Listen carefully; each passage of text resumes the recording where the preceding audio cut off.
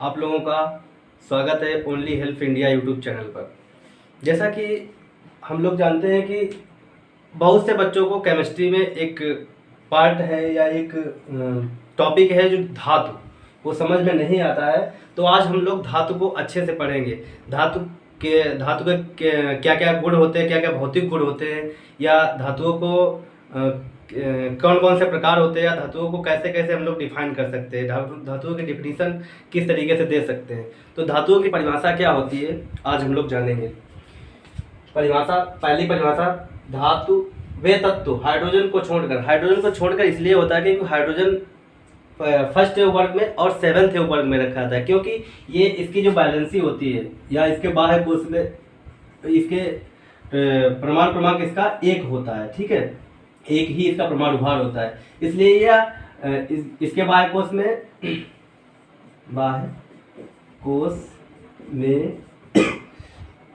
एक इलेक्ट्रॉन होता है। तो ये क्या कर सकता है, +1 या -1 दोनों बैलेंसी बना सकता है। इसीलिए इसको छोड़कर कहते हैं हम लोग। तो वे तत्व हाइड्रोजन को छोड़कर अपने बाह्य कोश से इलेक्ट्रॉन त्याग कर धनायन बनाते हैं, धातु तत्व कहलाते हैं। एक तो परिभाषा ये हो गई हमारी।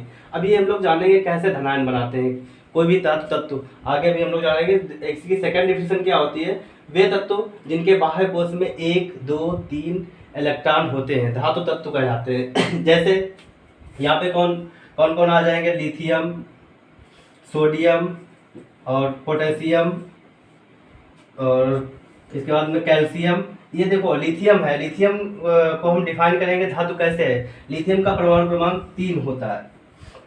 लिथियम का परमाणु क्रमांक 3 होता है। इसका इलेक्ट्रॉनिक विन्यास बनाएंगे तो ये हो जाएगा 2,1, क्योंकि ये बोहर बड़ी नियम के अनुसार बना रहे हैं हम लोग, बोहर बड़ी नियम के अनुसार। तो बोहर बड़ी नियम क्या कहता है कि इलेक्ट्रॉनिक विन्यास, बोहर बड़ी का इलेक्ट्रॉनिक विन्यास का नियम, वो हम लोग अगले वीडियो में जानेंगे, नहीं तो लंबा खींच जाएगा वीडियो।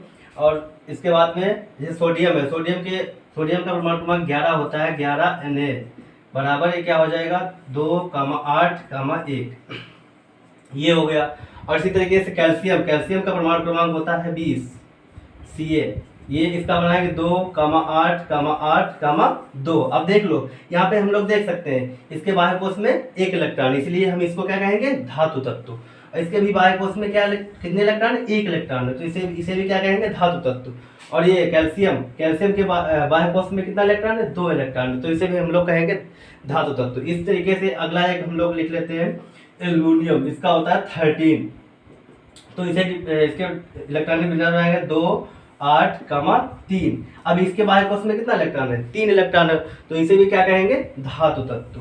ये होते हैं हमारे धातु तत्व। धातुओं के सामान्य गुण सामान्यतया चमकदार, आघातवर्धनी तथा तन्यता के गुण होते हैं। अब ये चमकदार का मतलब सभी लोग समझ रहे होंगे।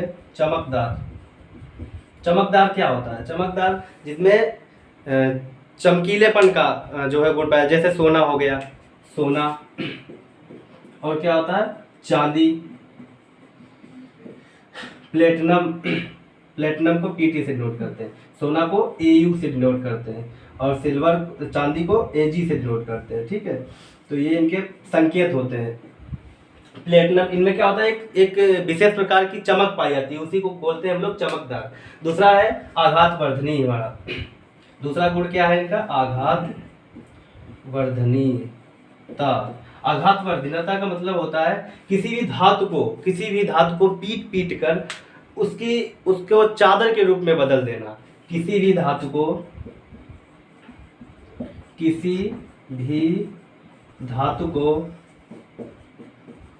पीट कर इतना पतला कर देना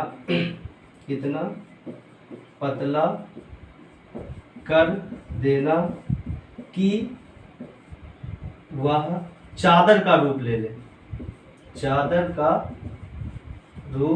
ले। ये क्या हुआ, हमारा आघातवर्धनीयता का ही मतलब ये होता है कि किसी भी धातु को पीट कर इतना बढ़ा दिया जाए कि वो जिस तरीके से चादरें बनाई जाती है हमारे धातु की, तो वो सब क्या होते हैं, उनमें वो किस विधि से बनाई जाती है, आघातवर्धनीयता के गुण से बनाई जाती है। और तीसरा हमारा लिखा है तन्यता।